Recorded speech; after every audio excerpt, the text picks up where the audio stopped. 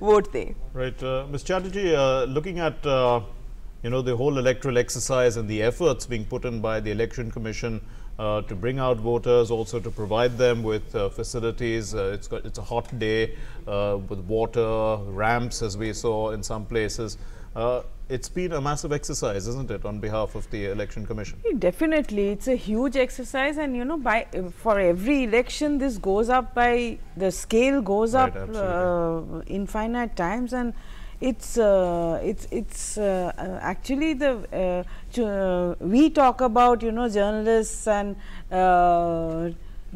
all media start talking about the Election Commission only during elections, but come to think of it, they are working on the election process actually throughout the year, because as it is in this huge country, we keep having elections state by state, and then there are by-elections, there are smaller elections, in all of which they are involved, most of which they are involved, and therefore the exercise for them is actually non-stop.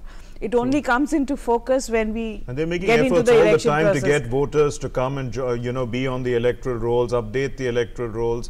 Yes. That is also extremely important, because, and we know, as Mamta was saying at the beginning of the show, this is the first election in which people who are born after in the 21st century will be voting for the first time. That's so there are so many. So there's excitement on both sides. It would be for the voters, those first-time voters, as well as for the Election Commission to ensure that Election Commission and the political parties who are trying to woo those young voters to ensure that they come and vote. But that, I think, is the most difficult part, because it is difficult to convince the young people to let go on